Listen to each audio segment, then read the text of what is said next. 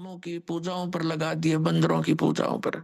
अब परमात्मा बड़े दयालु हैं, ये भी उनका एहसान है श्री आदि शंकराचार्य जी का कि उसने हमें नास्तिक होने से बचा दिया। यदि बौद्ध धर्म भारतवर्ष में फैल जाता तो चीन जैसी दशा आज हमारी होती, हम राम नाम बोल भी नहीं सकते थे। लेकिन बात वही की वही रही, आसमान से गिरे, खजूर पर अटक गए। लेकिन इतना अवश्य रहा कि हम धार्मिकता की तरफ अग्रसर रहे। अब काल ने फिर दूसरा दाव खेला नास्तिक बनाने का। ये जितना राधा स्वामी पंथ, जय गुरुदेव पंथ, विनोद वाला राधा स्वामी पंथ, ताराचंद वाला, और ये सच्चा सौदा सिरसा और जगमाल वाली वाला रियाड़क, यहाँ पर निकट सी है हिसार के पास है गंगुआ, और ये ठाकुर जी और ये कृपाल सिंह जी, ये सारे एक ही कुएं का जल है। श्री शिवदयाल जी के विचारों से प्रभावित हैं, उसी के आधार से प्रचार करें। अब ये क्या करते हैं, जैसे अपने हिंदू धर्म के सबके घरों में एक जोत जला करती देसी घी की, ये तो आम देखा होगा आपने। तो इन्होंने राधा स्वामी धन धन सतगुरु वाला ने, जय गुरुदेव वालों ने, ये ताराचंद वाला ने वह भी बंद करवा दी। नौका ये जोत नहीं जलानी, हमने तो अंदर जोत जलाएंगे। बताओ, वो थोड़ा बहुत हवन यज्ञ का लाभ होना था, पुण्य बनना था, वो भी बंद करवा दिया। और इनका ज्ञान आपके पास है, वो कैसे वचन सुनाते हो, सतनाम, वही सतनाम है, वही सतपुरुष, वही सार शब्द, वही सार नाम, वही सचखंड, वही सतलोक, वही राधा स्वामी। ये इनकी अकल देखो। इन ज्ञान तो सब सदग्रंथों से अलग कर दिया। इनकी एक और थ्योरी है, इनके महापुरुष कहते रहे हैं कि हमने वेदों और गीता को पढ़ने की आवश्यकता नहीं, हमारा ज्ञान तो इनसे आगे का है।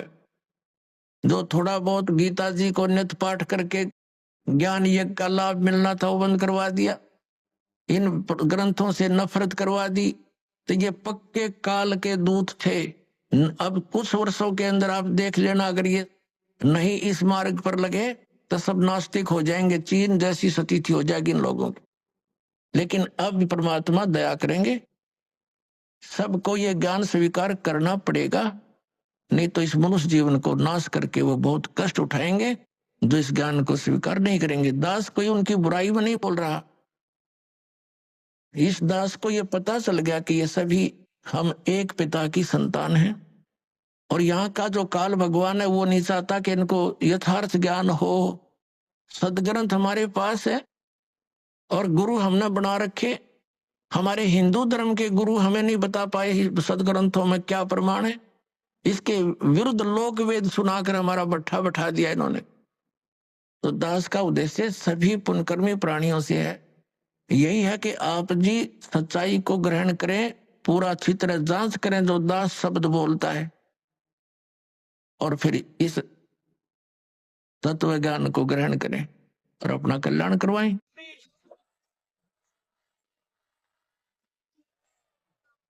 तो पुण्यात्माओं, प्रसंग चल रहा है कि ये वो समय है, अब इस अधर्म का नाश होगा और धर्म का विकास होगा। धर्म और धार्मिकता शास्त्र अनुकूल साधना करने से ही ऊपर उठेगी। अभी तक हम शास्त्र विधि को त्याग कर मनमाना आचरण कर रहे थे, जिस कारण से हमें भगवान से मिलने वाला लाभ नहीं प्राप्त हुआ, और हम भगवान को भूल कर फिर हम स्वयं अपना लाभ प्राप्त करने के तरीके खोज लिए। जैसे किसी को टेंशन होगी तो वो गुट्टी लगाने लग गया, शराब पीने लग गया, टेंशन खत्म करने के लिए। जो निर्धन है वो पहले संतों के पास जाते थे, परमात्मा की विधि प्राप्त करते थे, संकट निवारण के लिए भी संतों के पास जाते थे।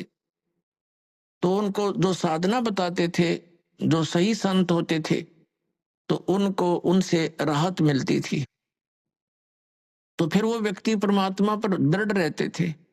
अब हम क्या करते हैं, संतों के पास जाते हैं, वो हमें साधना विधि बताते हैं, उनके द्वारा बताई साधना विधि को हम खूब तसल्ली से करते हैं, लेकिन राहत कुछ मिलती नहीं। तो हम दूसरे के पास जाते हैं, वहां से भी इसी प्रकार उनके द्वारा बताई साधना को हम करते हैं, फिर कोई लाभ नहीं होता। तो लास्ट में फिर हम क्या सोचते हैं, स्वयं ही धनी बनना चाहते हैं। टेंशन बुलाने के लिए तो गुटी लाने लग के दूना पाप कर लिया इकट्ठा, और फिर धनी बनने के लिए रिश्वत, मिलावट, चोरी, ठगी, ये बकवाद शुरू कर दी। तो ये दूने पाप के भागी बनेंगे हम, उनसे लाभ तो होना ही नहीं। जैसे मान लीजिए किसी व्यक्ति ने 2 नंबर का काम करके, मिलावट करके